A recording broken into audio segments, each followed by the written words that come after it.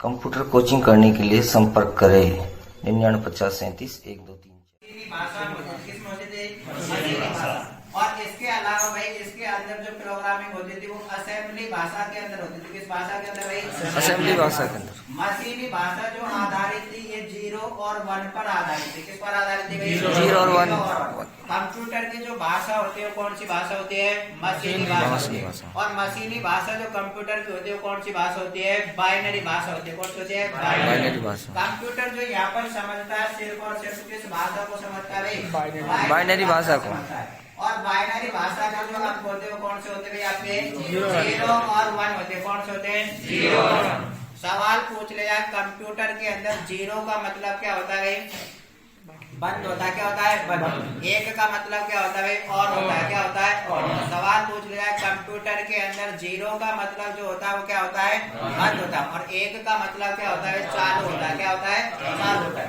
दूसरी यहाँ पर हमारे पास में असेंबली भाषा। और असेंबली भाषा के अंदर जो कोड लिखे होते हैं ये भाई अंग्रेजी में लिखे होते हैं। किसमें लिखे होते हैं? अंग्रेजी। जैसे लिख दिया भाई ऐड लिख दिया, सम लिख दिया, मल्टीप्लिकेशन के लिए MUL लिख दिया। इस तरीके से असेंबली भाषा के अंदर क्या लिखे होते भाई? कोड लिखे होते हैं। और इन कोडों को हम न्यूमेरिक कोड कहते हैं। कौन से कोड कहते हैं भाई? Numeric code. तो आपसे पूछ लिया जाए भाई असेंबली भाषा के अंदर लिखे गए कोड को हम किस नाम से जानते हैं भाई? न्यूमेरिक कोड के नाम से जानते हैं। किस नाम से जानते हैं? न्यूमेरिक कोड के नाम से जाना जाता है। उसके बाद में बात करें इस पीढ़ी के कंप्यूटर जो गणना करते थे भाई मिली सेकंड में करते थे। किसमें करते थे भाई? मिली सेकंड। तो सवाल पूछ लिया प्रथम पीढ़ी के कंप्यूटर जो गणना करते हैं वो किसमें करते हैं भाई? मिली सेकंड में करते हैं। और 1 मिली सेकंड बराबर कितना होता है? बताओ। 1 मिली सेकंड बराबर कितना होता है? 10 की पावर -3 होता है। कितना होता है? 10 की पावर -3। लॉकडाउन से पहले CBSE का एग्जाम था, वहां पर पूछा गया 1 माइक्रो सेकंड बराबर कितने होते हैं। तो आपसे भी अगर सवाल पूछने जाए 1 मिली सेकंड बराबर कितना होता है? 10 की पावर -3 होता है। प्रथम पीढ़ी के जो कंप्यूटर थे ये गणना किसमें करते थे भाई? आपके मिली सेकंड में करते थे। किसमें करते थे? दूसरी पीढ़ी के कंप्यूटर ये गणना माइक्रो सेकंड में करते हैं। किसमें करते हैं? Micro second. और तीसरी पीढ़ी के कंप्यूटर जो गणना करते थे वो नैनो सेकंड में करते थे। किसमें भाई? नैनो। और चौथी पीढ़ी के कंप्यूटर जो गणना करते हैं वो पिको सेकंड में करते हैं। किसमें करते हैं? पिको सेकंड में करते हैं। तो सवाल पूछ लिया जाए भाई हमारे पास जो प्रथम पीढ़ी थी इसके अंदर जो प्रोग्रामिंग होती थी वो किस भाषा के अंदर होती थी? मशीनी भाषा। और किसके अंदर होती थी भाई? असेंबली भाषा। मशीनी भाषा के जो अंक होते हैं या फिर बाइनरी नंबर होते हैं कौन से होते भाई? 0 और 1 होते। कौन से होते भाई? 0 और 1। हमारा कंप्यूटर वो सिर्फ किस भाषा को समझता है? बाइनरी भाषा को समझता है। उसके बाद में असेंबली भाषा के अंदर जो कोड लिखे होते हैं ये किस में लिखे होते हैं भाई? अंग्रेजी में लिखे होते हैं। किस में लिखे होते हैं? अंग्रेजी में जो कोड लिखे होते हैं जैसे एडिशन के लिए लिख दिया ऐड, सम लिख दिया, जोड़ने के लिए इनका प्रयोग किस लिए किया जाता है भाई? प्रोग्रामिंग के लिए किया जाता है। जो अंग्रेजी में कोड लिखे होते हैं इन कोडों को किस नाम से जाना जाता है? न्यूमेरिक कोड के नाम से जाना जाता है। किस कोड के नाम से? Numeric code. उसके बाद में बात करें इस पीढ़ी के अंदर जो ऑपरेटिंग सिस्टम काम में लिया गया था वो बैच ऑपरेटिंग सिस्टम काम में लिया गया था। कौन सा भाई? बैच। तो सवाल पूछ लिया जाए प्रथम बैच ऑपरेटिंग सिस्टम का प्रयोग किस पीढ़ी के अंदर किया गया था भाई? प्रथम पीढ़ी के अंदर। किसके अंदर? प्रथम पीढ़ी। बैच ऑपरेटिंग सिस्टम का मतलब ये है कि भाई हमारे पास में CPU के पास में क्या होते हैं? बहुत सारी प्रोसेस होते हैं। क्या होते हैं भाई? बहुत सारी प्रोसेस। मान लिया कि यहाँ पर हमारे पास प्रोसेसर की संख्या कितनी दे रखी है? N दे रखी है। कितनी दे रखी है? अब एक बैच ऑपरेटिंग सिस्टम होता है। बैच से ही आप समझ रहे हैं कि भाई इसके अंदर प्रोसेस करने के लिए क्या बना कर दे रहा है। जैसे मान लिया भाई यहाँ पर अब जैसे कोचिंग में हमने एक बैच बना दिया और इस बैच का नाम क्या लिखते भाई? राजस्थान पुलिस। लेकिन अब रेट की भर्ती आ रही है तो बैच कौन सा बढ़ेगा भाई? रेट का भी बढ़ेगा। कौन सा बढ़ेगा? रेट का। बैच ऑपरेटिंग सिस्टम के अंदर दिक्कत ये थी कि भाई अगर इन्होंने एक बार राजस्थान पुलिस का बैच बना दिया जब तक राजस्थान पुलिस का बैच पूरा नहीं हो जाएगा तब तक हम कौन सा बैच नहीं बना। ऑपरेटिंग सिस्टम काम में लिया गया टाइम शेयरिंग ऑपरेटिंग सिस्टम काम में कौन सा भाई? टाइम शेयरिंग में मल्टीटास्किंग ऑपरेटिंग सिस्टम का प्रयोग दूसरी पीढ़ी के बाद भी किया जाने लगा। टाइम शेयरिंग का मतलब है भाई यहाँ पर अब जो हमारे पास में प्रोसेस दे रखी है उनके लिए टाइम को क्या कर दिया जाएगा? बांट दिया जाएगा। रीट वाले बच्चों के लिए अलग बैच बना दिया जाएगा, वो भी पढ़ते रहेंगे। हमारे पास में राजस्थान पुलिस के बच्चे ये भी क्या करते रहेंगे भाई, अलग से पढ़ते रहेंगे। प्रत्येक प्रोसेस के लिए क्या कर दिया जाएगा, अलग अलग टाइम को बांट दिया जाता है। लेकिन यहाँ पर हमारे पास में बैच ऑपरेटिंग सिस्टम के अंदर क्या होता है, क्या कर दिया जाता है, एग्जीक्यूट। लेकिन इसके अंदर समस्या आ गई इनपुट तथा किसके आ गई आउटपुट की। जब तक ये समस्या सही नहीं हो जाएगी तब तक हमारे पास में क्या हो गई, दूसरी प्रोसेस को हम क्या नहीं करेंगे भाई, एग्जीक्यूट नहीं कर सकते। तब तक हमारे पास में दूसरे बैच वो क्या रहेंगे, वेटिंग में रहेंगे। अब चाहे 5 दिन में ये समस्या सही हो, 10 दिन में ये समस्या सही हो, तब तक हमारे पास में दूसरे प्रोसेस के इसके अंदर नहीं लिया जाता है। तो पहले पीढ़ी के अंदर जो ऑपरेटिंग सिस्टम काम में आता है वो कैसा ऑपरेटिंग सिस्टम था भाई, आपका बैच ऑपरेटिंग सिस्टम था। कैसा था भाई, बैच ऑपरेटिंग सिस्टम। इस पीढ़ी के जो कंप्यूटर के उदाहरण है भाई, एक तो हमारे पास में कौन सा कंप्यूटर भाई, ENIAC है। ENIAC के बाद में हमने पढ़ा भाई एडसेक, कौन सा पढ़ा, एडसेक के बाद में हमने कौन सा पढ़ा भाई, एडवैक, और एडवैक के बाद में हमने पढ़ा यूनिवैक। यूनिवैक फर्स्ट है, ये तो हमारे पास में जो है प्रथम पीढ़ी के कंप्यूटर का उदाहरण। लेकिन यूनिवैक थर्ड है, जो दूसरी पीढ़ी के कंप्यूटर के उदाहरण। किस पीढ़ी के कंप्यूटर के उदाहरण है, दूसरी पीढ़ी। तो सवाल पूछ लिया प्रथम पीढ़ी के कंप्यूटर के उदाहरण कौन कौन से भाई, आपके ENIAC हो गया, एडसेक हो गया, एडवैक हो गया, कौन सा हो गया आपका यूनिवैक। सवाल अभी पूछा गया था भाई हमारे पास में वीडियो के अंदर प्रथम पीढ़ी से लेकर के आप तो 5वीं पीढ़ी तक क्या कर दो भाई, मिलान कर दो।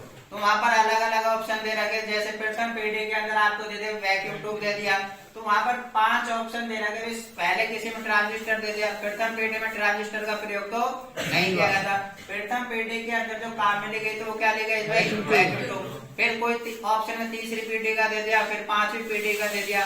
तो हमको ये चीजें सारी की सारी आनी चाहिए भाई। वैक्यूम ट्यूब का प्रयोग तो किसके अंदर हुआ भाई, आपका प्रथम पीढ़ी। फिर एक सवाल पूछा गया भाई दूसरी पीढ़ी के अंदर, अभी वीडियो वाला एग्जाम हुआ था उसी के अंदर पूछा गया था दूसरी पीढ़ी के अंदर किसका प्रयोग किया भाई, ट्रांजिस्टर। अगर सवाल छपेगा तो यही सवाल छपेगा, प्रथम पीढ़ी के अंदर किसका प्रयोग हुआ है, दूसरी पीढ़ी के अंदर किसका प्रयोग हुआ है, तीसरी पीढ़ी के अंदर जो प्रयोग में आता है वो क्या आता है भाई, आईसी का प्रयोग तीसरी पीढ़ी के अंदर भी किया गया है, चौथी पीढ़ी के अंदर भी किया गया है, 5वीं पीढ़ी के अंदर भी किया गया है। लेकिन तीसरी पीढ़ी के अंदर यहाँ पर हमने आईसी का प्रयोग स्मॉल लेवल पर किया। किस लेवल पर किया भाई, स्मॉल। SSI का पूरा नाम होता है स्मॉल स्केल इंटीग्रेशन होता है। क्या होता है भाई, स्मॉल स्केल इंटीग्रेशन। तो सवाल पूछ लिया तीसरी पीढ़ी के अंदर जो मुख्य घटक था वो क्या था भाई, आईसी था। क्या था, आईसी। और चौथी पीढ़ी के अंदर बात करेंगे, इसके अंदर जो मुख्य घटक था वो क्या था, माइक्रो प्रोसेसर था। क्या था भाई, माइक्रो प्रोसेसर। 5वीं पीढ़ी के अंदर जो हमारे पास मुख्य घटक होता है वो होता है मल्टी प्रोसेसर होता है। क्या होता है, मल्टी प्रोसेसर। तो दो सवाल ये है कि ये आपके हर पीढ़ी से पूछे जा सकते हैं। एक तो स्टोरेज के लिए पूछा जा सकता है, एक मुख्य घटक के बारे में पूछा जा सकता है। तीसरा, अगर आपका वीडियो के हिसाब से बना है तो यहाँ पर आपसे मिलान भी करवा सकता है। देखो इसमें एक बार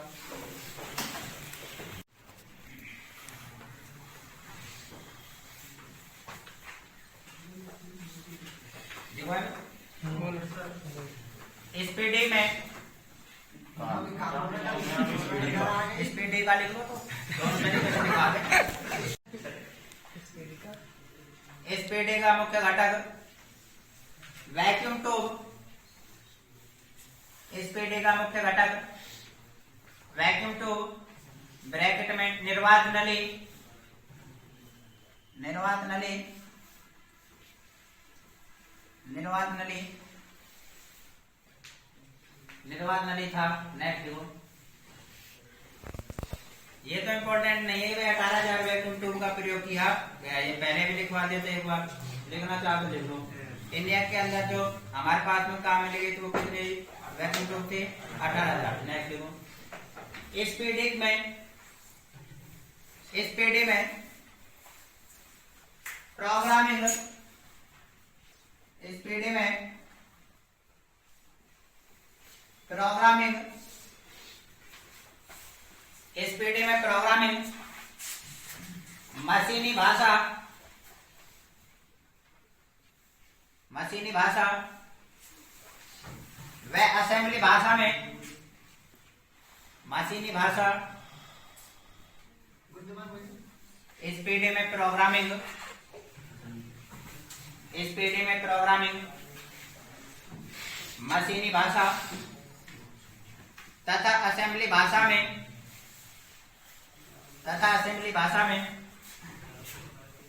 होते थे। असेंबली भाषा में होते थे। मशीनी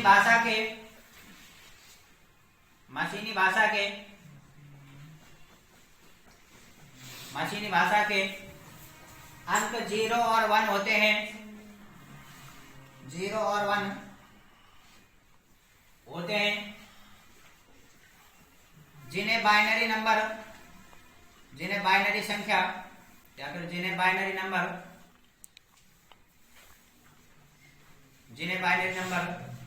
कहा जाता है। नेक्स्ट देखो, कंप्यूटर के अंदर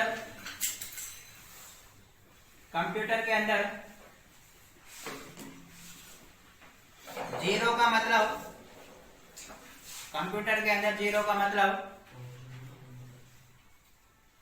ऑफ होता है। ऑफ, ऑफ हिंदी में लिख दो।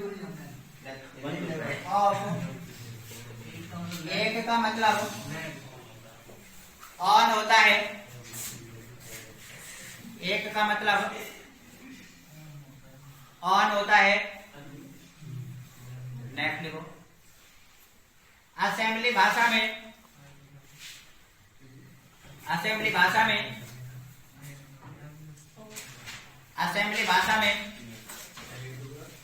अंग्रेजी में कोड लिखे होते हैं। असेंबली भाषा में अंग्रेजी में कोड लिखे होते हैं, जैसे ऐड,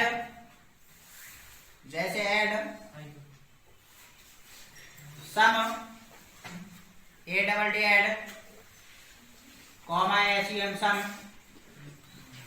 जिन्हें न्यूमोनिक कोड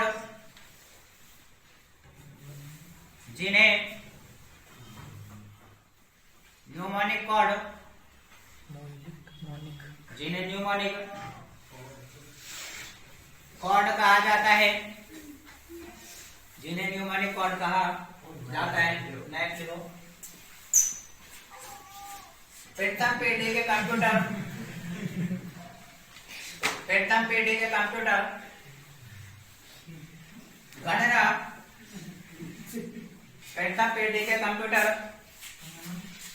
गणना मिली सेकंड में करते हैं। प्रथम पीढ़ी के कंप्यूटर गणना मिली सेकंड में करते हैं। ब्रैकेट में 1 मिली सेकंड बराबर 10 की पावर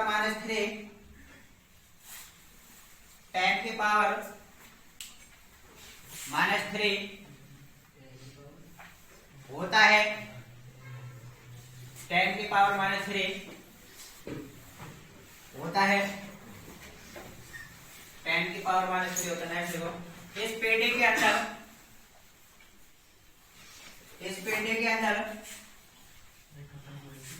बैच ऑपरेटिंग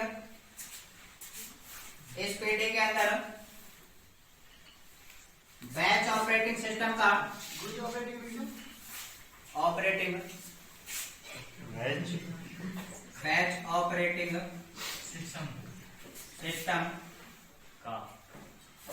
इस पीढ़ी के अंदर बैच ऑपरेटिंग सिस्टम का प्रयोग किया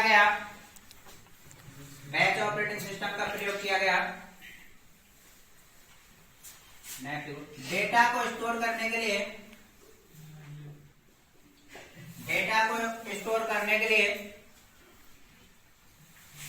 मैग्नेटिक ड्रम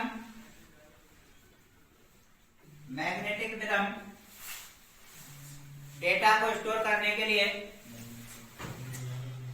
मैग्नेटिक ड्रम का प्रयोग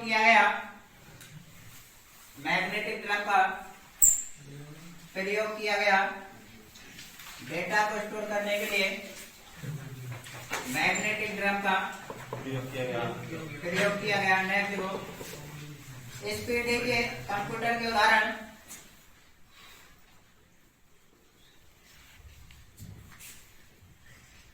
प्रथम पीढ़ी के कंप्यूटर के उदाहरण ENIAC,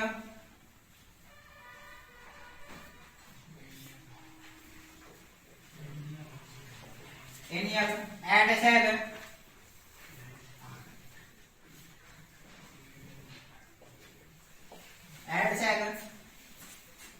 ADWAG,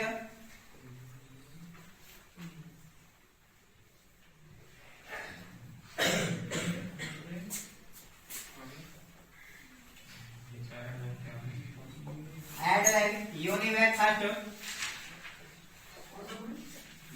first,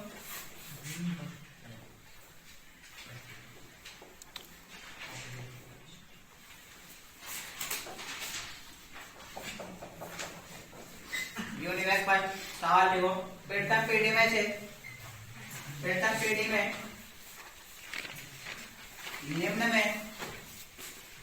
निम्न में से किसका प्रयोग किया गया?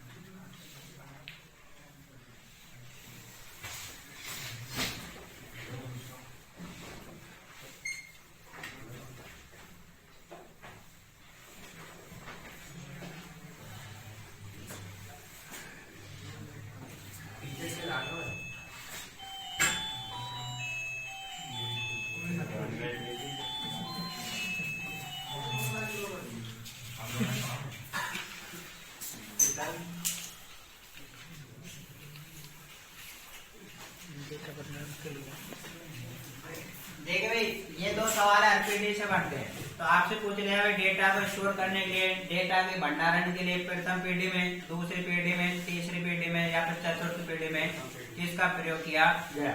यहाँ पे पूछ लिया जाए प्रथम पीढ़ी में से निम्न में से किस स्विचिंग एलिमेंट का प्रयोग किया गया? तो हमारे पास जो स्विचिंग एलिमेंट है, एक तो वैक्यूम ट्यूब है, ट्रांजिस्टर है, आईसी है, माइक्रो प्रोसेसर और मल्टी प्रोसेसर है। एक तो इनका सीक्वेंस याद रखना है। प्रथम पीढ़ी के अंदर वैक्यूम ट्यूब दे दिया, दूसरी पीढ़ी के अंदर आपको क्या हुआ है? ट्रांजिस्टर।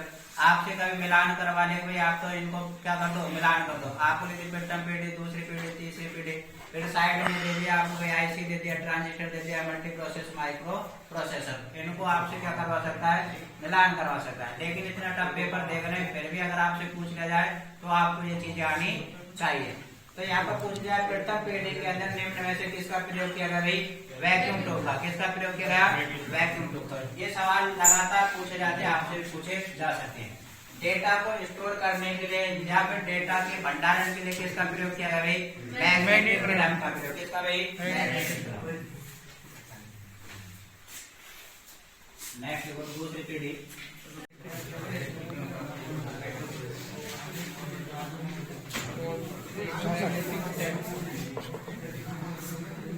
आप देखिए भाई, दूसरी पीढ़ी हमारे पास में मानी जाती है 1956 से 1963-64 तक मानी जाती है। हमारे पास में जो RCIT की बुक है उसमें 64 तक ये दे रखी है। तो बात करें भाई, इसके अंदर जो हमने काम में लिया था किसका प्रयोग किया? भाई ट्रांजिस्टर का प्रयोग किया। किसका प्रयोग? भाई ट्रांजिस्टर का प्रयोग। पहली पीढ़ी के अंदर किसका प्रयोग किया? भाई वैक्यूम ट्यूब। दूसरी पीढ़ी के अंदर जो मुख्य घटक था वो क्या था? ट्रांजिस्टर था। क्या था भाई? ट्रांजिस्टर। इसके अंदर डेटा को स्टोर करने के लिए मैग्नेटिक टेप का प्रयोग किया। किसका? भाई मैग्नेटिक टेप। तो आपसे पूछ लिया जाए दूसरी पीढ़ी के अंदर डेटा को स्टोर करने के लिए किसका प्रयोग किया? भाई मैग्नेटिक टेप व मैग्नेटिक डिस्क का प्रयोग प्रयोग किया, किसका भाई? Magnetic disk. तो सवाल पूछ रहे हैं आपसे कि भाई दूसरी पीढ़ी के अंदर डेटा को स्टोर करने के लिए या फिर भंडारण के लिए किसका प्रयोग किया भाई? मैग्नेटिक टेप या फिर मैग्नेटिक डिस्क का प्रयोग किया गया। आपके इसके अंदर अगर प्रोग्रामिंग से पूछे तो इस पीढ़ी के अंदर जो हमारे पास में प्रोग्रामिंग होती थी, इस पीढ़ी के अंदर जिस भाषा का विकास हुआ था, एक तो एल्गोल थी, कौन सी थी भाई? एल्गोल। दूसरी हमारे पास में इसके अंदर थी भाई LIST, लिस्ट प्रोसेसिंग, कौन सी भाई? List processing. इसी पीढ़ी के अंदर हमारे पास में एक और लैंग्वेज थी, वो कौन सी भाई? फॉरट्रान थी, फॉर्मूला ट्रांसलेशन। क्या भाई? Formula translation. और इसी पीढ़ी के अंदर एक और भाषा आ गई थी, और इसके अंदर कौन सी भाषा हुई आपकी? तो आपको याद रखना, पहली पीढ़ी के अंदर जो प्रोग्रामिंग होती थी वो किसके अंदर होती थी भाई? आपकी मशीनी भाषा। और किसके अंदर होती थी भाई? असेंबली भाषा। दूसरी पीढ़ी के अंदर यहाँ पर जिन भाषाओं का विकास हो गया था वो कौन सी हो गई भाई? आपकी एल्गोल हो गई। कौन सी हो गई? एल्गोल। एल्गोल के अलावा हमारे पास में लिस्ट प्रोसेसिंग, LIST का पूरा नाम है लिस्ट प्रोसेसिंग। उसके बाद में फॉरट्रान दे रही है, और इसका जो पूरा नाम होता है फॉर्मूला ट्रांसलेशन होता है। क्या होता है? Formula translation. दूसरा हमारे पास में दे रहा है कोबोल, और कोबोल का कई बार पूरा नाम पूछा जा चुका है। कोबोल का पूरा नाम कॉमन बिजनेस ओरिएंटेड लैंग्वेज होता है। क्या होता है? कॉमन बिजनेस ओरिएंटेड लैंग्वेज होता है। तो सवाल पूछ लिया कोबोल का, आप तो क्या बता भाई? पूर्ण नाम। तो यहाँ पर CO से तो क्या हो गया आपका? कॉमन हो गया। क्या हो गया? कॉमन। B से क्या हो गया आपका? बिजनेस हो गया। क्या हो गया? बिजनेस। और O से क्या हो गया आपका? ओरिएंटेड। और L से क्या हो गया आपका? लैंग्वेज। तो ये सवाल आपके यहाँ से पूछे जा सकते हैं। उसके बाद में हमने बात करते प्रथम पीढ़ी के जो कंप्यूटर होते हैं, ये गणना किसमें करते भाई? मिली सेकंड में। ये जो कंप्यूटर है, ये जो गणना करते हैं किसमें करते भाई? आपके माइक्रो सेकंड में करते। किसमें करते भाई? Micro second. और एक माइक्रो सेकंड बराबर कितना होता है? 10 की पावर कितना होता है भाई? -6 होता है। कितना होता है भाई? -6। सवाल पूछ रहे हैं दूसरी पीढ़ी के कंप्यूटर गणना करते किसमें करते भाई? आपके माइक्रो सेकंड। या फिर सवाल सिर्फ यही पूछ रहा है, एक माइक्रो सेकंड बराबर कितना होता है? 10 की पावर -6 होता है। क्या होता है? 10 की पावर -6 होता है। इस पीढ़ी के कंप्यूटर के उदाहरण भाई जो है, एक तो हमारे पास में बात करें PDP-1 और PDP-8। PDP-1 और PDP-8 है, ये किस पीढ़ी के कंप्यूटर के उदाहरण है? आपके दूसरी पीढ़ी के कंप्यूटर के उदाहरण। किस पीढ़ी के भाई? दूसरी पीढ़ी के कंप्यूटर के उदाहरण। तो हमारे पास में यहाँ पर जो मेन सवाल है, एक तो ये भाई दूसरी पीढ़ी के अंदर किस स्विचिंग एलिमेंट का प्रयोग किया गया भाई? ट्रांजिस्टर। वीडियो में भी पूछा गया, पहले भी ये सवाल कई बार पूछे जा चुके हैं, आगे भी ये सवाल पूछे जाएंगे। दूसरा सवाल, डेटा को स्टोर करने के लिए किसका प्रयोग किया जाता है? मैग्नेटिक टेप और मैग्नेटिक डिस्क। ये दो ही सवाल ऐसे इंपॉर्टेंट है, ये लगातार पूछे जा सकते हैं। जैसे 6 पारियों में अगर एग्जाम होगा तो अगर यहाँ से सवाल पूछा जाएगा तो ये सवाल जरूर पूछा जाएगा। तो ये आपको पता होना चाहिए, प्रथम पीढ़ी के अंदर किसका प्रयोग किया गया था, दूसरी पीढ़ी के अंदर किसका प्रयोग किया गया था। लेकिन यहाँ पर मुख्य घटक था वो क्या था भाई? आपका ट्रांजिस्टर था। क्या था भाई? ट्रांजिस्टर। द्वितीय पीढ़ी, दूसरी पीढ़ी,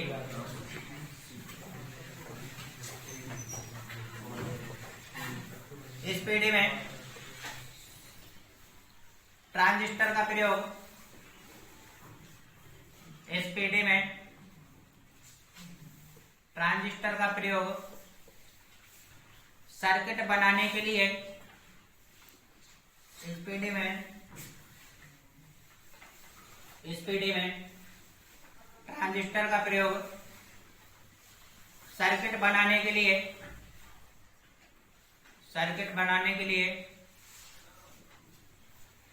किया गया था।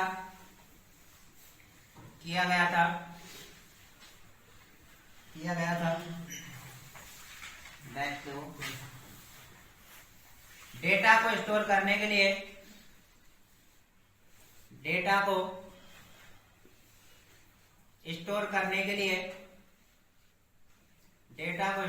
के लिए, मैग्नेटिक टेप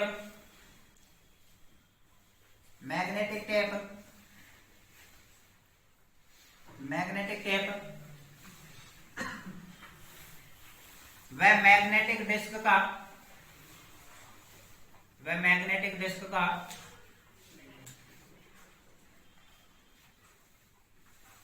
प्रयोग किया गया, मैग्नेटिक डिस्क का प्रयोग किया गया। नेक्स्ट देखो, इस पीढ़ी में उच्च स्तरीय भाषा,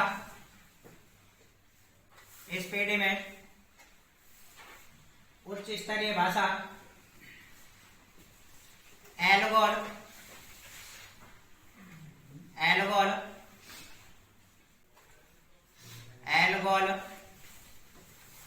पूरा नाम लिख लो ब्रैकेट में,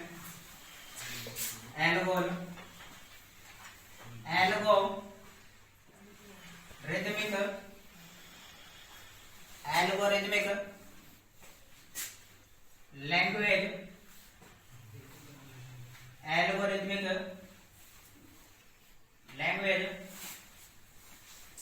एल्गोल का पूरा नाम क्या होता है भाई? एल्गोरिथमिक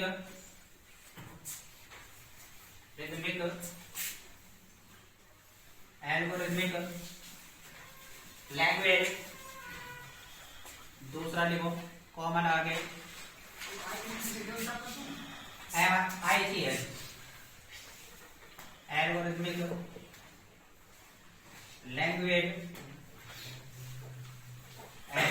लैंग्वेज, नेक्स्ट लिखो LISP, लिस्ट प्रोसेसिंग,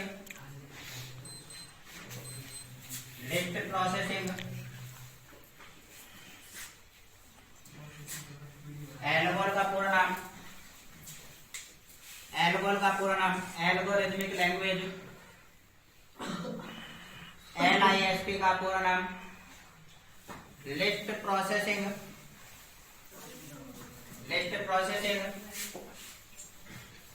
देखिए भैया तक नेक्स्ट देखो कॉमन आ गया फॉर्ट्रान,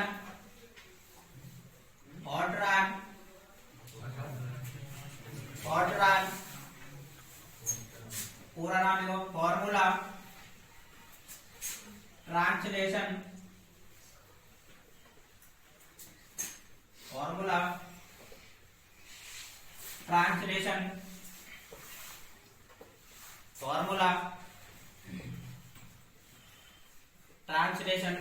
फॉर्ट्रान का पूरा नाम पूछ ले जाए तो क्या होता है भाई? Formula translation. नेक्स्ट लिखो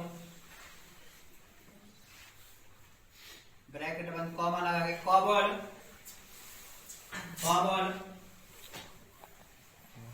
का पूरा नाम कॉमन, बी से बिजनेस, ओ से ओरिएंटेड और एल से क्या हो जाएगा आपका? Language,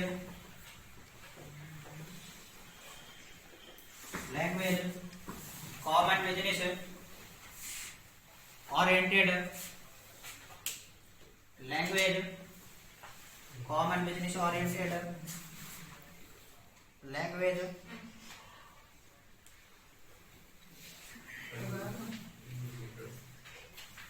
common business oriented language. लिख लिया भाई?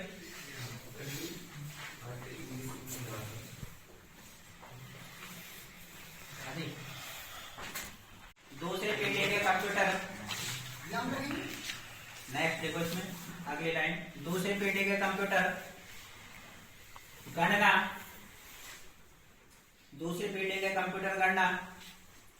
माइक्रो सेकंड में, दूसरी पीढ़ी के कंप्यूटर गणना माइक्रो सेकंड में करते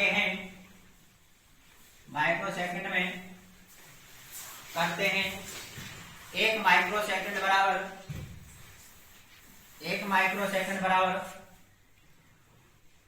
10 की घात -6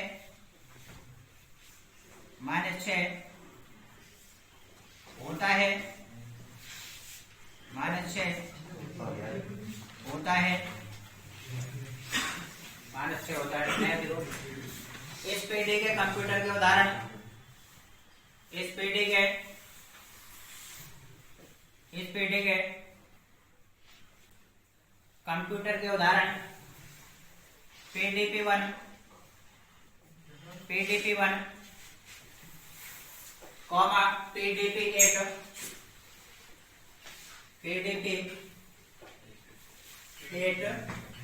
थे।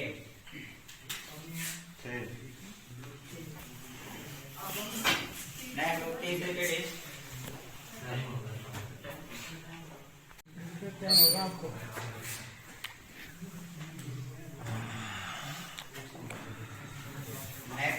तीसरी पीढ़ी।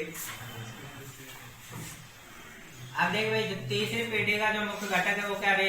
आईसी है। तीसरी पीढ़ी के अंदर यहाँ पर किसका प्रयोग किया गया? सर्किट बनाने के आईसी। तो यहाँ पर सवाल पूछ लिया है, तीसरी पीढ़ी का मुख्य घटक क्या है? आईसी। आईसी का प्रयोग यहाँ पर छोटे छोटे लेवल पर किया गया था। किस लेवल पर किया गया? तो यहाँ पर SSI लेवल पर किसका प्रयोग किया गया भाई? आईसी का। तो सवाल पूछ लिया जाए, SSI का पूरा नाम बता दो। SSI का पूरा नाम है क्या होता है? तो S होगा भाई, यहाँ पर स्मॉल होगा। क्या होगा भाई? Small circuit. उसके बाद में यहाँ पर दूसरा S दे रखा है, इसका जो मतलब होता है स्केल होता है। क्या होता है भाई? स्केल। और तीसरा यहाँ पर I दे रखा है और इसका मतलब क्या होता है? इंटीग्रेशन होता है। क्या होता है भाई? इंटीग्रेशन। तो सवाल पूछ ले जाए, SSI का पूरा नाम क्या होता है? स्मॉल स्केल इंटीग्रेशन होता है। क्या होता है भाई? स्मॉल स्केल इंटीग्रेशन होता है। यहाँ पर डेटा को स्टोर करने के लिए मैग्नेटिक कोर मेमोरी का प्रयोग किया गया। किसका भाई? Magnetic core memory. या फिर ये ऑप्शन में नहीं मिले तब इसकी जगह जो ऑप्शन में मिलेगा वो क्या मिलेगा भाई? हार्ड डिस्क का प्रयोग मिलेगा। किसका भाई? Hard disk. तो सवाल पूछ लिया जाए, हार्ड डिस्क का प्रयोग सर्वप्रथम किस पीढ़ी के अंदर किया गया भाई? आपका तीसरी पीढ़ी के अंदर किया गया था। डेटा को स्टोर करने के लिए मैग्नेटिक कोर मेमोरी का प्रयोग किया जाने लगा। उसके बाद में बात करेंगे यहाँ पर हमारे पास में ऑपरेटिंग सिस्टम की बात करें तो यहाँ पर जो ऑपरेटिंग सिस्टम काम मिलेगा तो कौन सा था भाई? आपका टाइम शेयरिंग। दूसरी पीढ़ी के अंदर भी जो ऑपरेटिंग सिस्टम काम मिलेगा तो वो कैसा था भाई? आपका टाइम शेयरिंग में मल्टीटास्किंग ऑपरेटिंग सिस्टम का।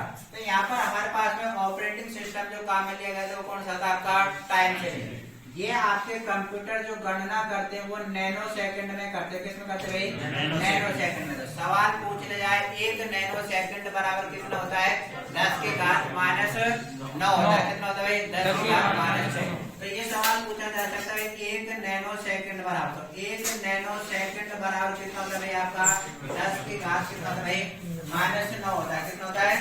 -9। उसके बाद में बात करें इस पीढ़ी के अंदर जो हमारे पास में भाषाएं थी, किस भाषा का उद्भव हुआ भाई? बेसिक भाषा का। किसका? बेसिक। और ये सवाल कई बार पूछा गया है, बेसिक का आप तो क्या बता दो? पूरा नाम बता दो। क्या बता दो भाई? बेसिक का पूरा। तो बेसिक क्या होता है? बेसिक होता है बिगिनर्स होता है। क्या होता है भाई? बिगिनर्स। उसके बाद में ए दे रखा और ए का मतलब होता है ऑल पर्पज होता है। क्या होता है भाई? All purpose. एस का मतलब होता है सिंबॉलिक होता है। क्या होता है? सिंबॉलिक। आई का मतलब इंस्ट्रक्शन होता है और सी का मतलब क्या होता है?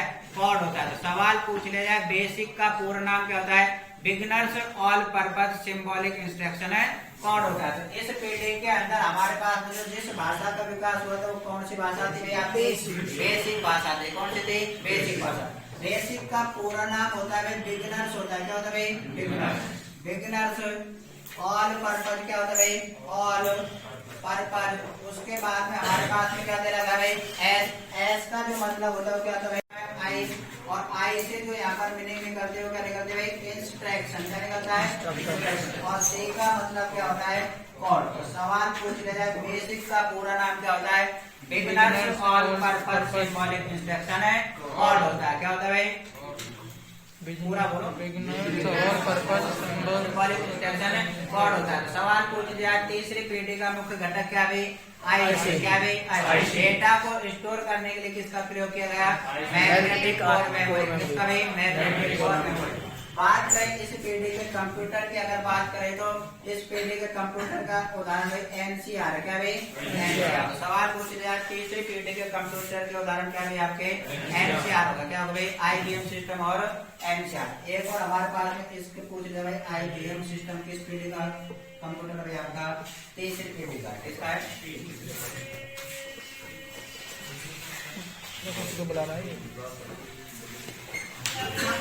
आईसी का प्रयोग, आईसी आईसी का प्रयोग छोटे छोटे लेवल पर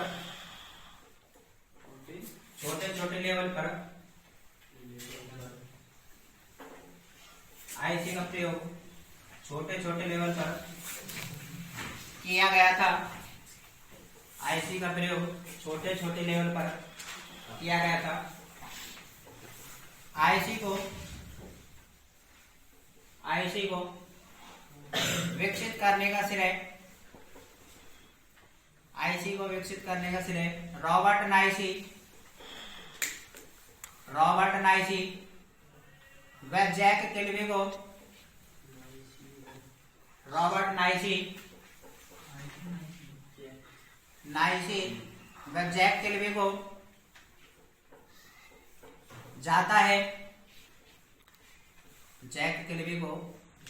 जाता है। नेक्स्ट एसएसआई का पूरा नाम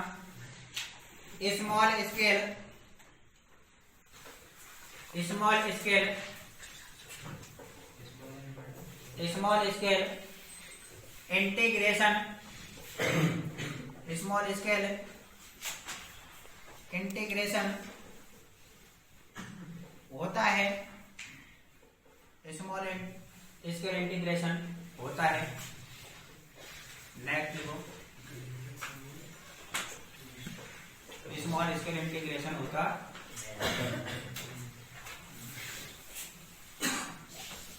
small integration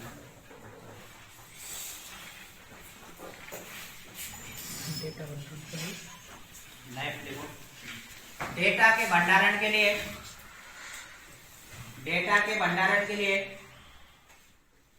magnetic core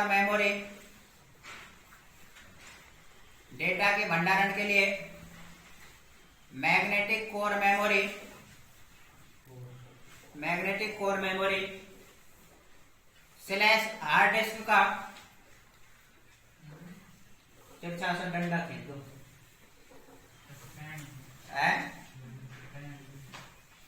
magnetic core memory slash hard disk का प्रयोग किया गया।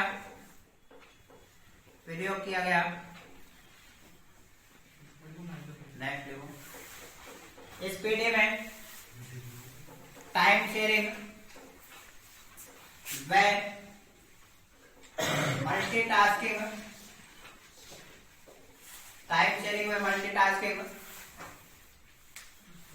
ऑपरेटिंग सिस्टम का प्रयोग किया गया। टाइम शेयरिंग में मल्टीटास्किंग ऑपरेटिंग सिस्टम का प्रयोग किया गया। टाइम शेयरिंग में मल्टीटास्किंग ऑपरेटिंग सिस्टम का प्रयोग किया गया।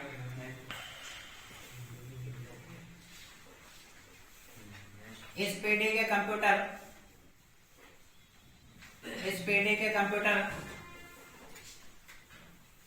गणना नैनो सेकंड में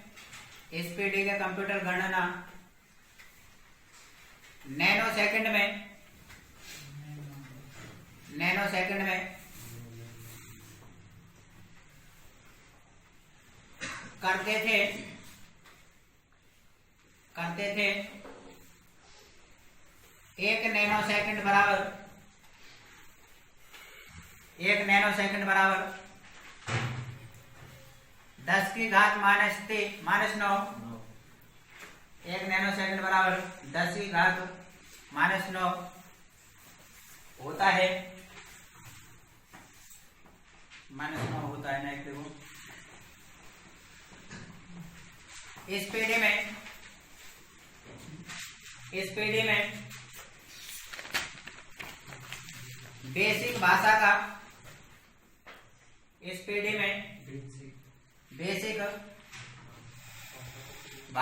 विकास हुआ। इस पीढ़ी में बेसिक भाषा का विकास हुआ, जिसका पूरा नाम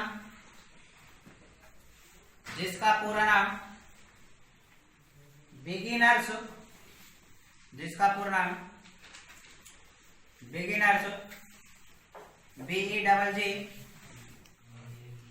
BEGG INERS beginners, all purpose ALL all, PUR POSE all purpose ALL PUR POSE all purpose, symbolic SYMBO symbo symbo, double LIC symbolic, instruction INS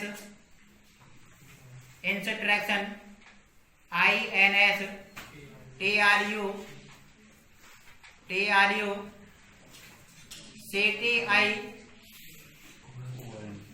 CTI ON, instruction, code होता है CODE कोड होता है। Next लिखो, SPD के computer के उदाहरण, SPD के computer के उदाहरण NCR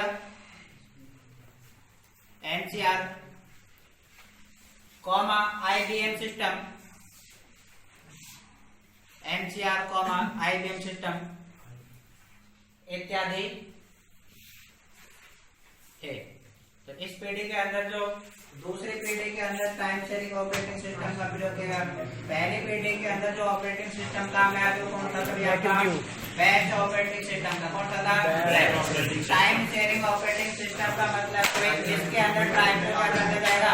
शेयर कर दिया जाएगा। हमारे पास में अलग अलग प्रोसेस होंगी और उन अलग अलग प्रोसेस को क्या कर दिया जाएगा? टाइम को शेयर। जैसे कोई व्यक्ति कंप्यूटर पर डाउनलोडिंग कर रहा है, MS एक्सेल में काम कर रहा है या फिर और भी काम कर रहा है, तो एक प्रोसेस के लिए क्या कर दिया जाता है? टाइम को शेयर कर दिया। एक साथ ही अलग अलग प्रोसेस होती है तो उनको एग्जीक्यूट किया जा सकता है, लेकिन CPU के द्वारा एक बार में जो प्रोसेस एग्जीक्यूट होती है वो सिर्फ एक बार होती है।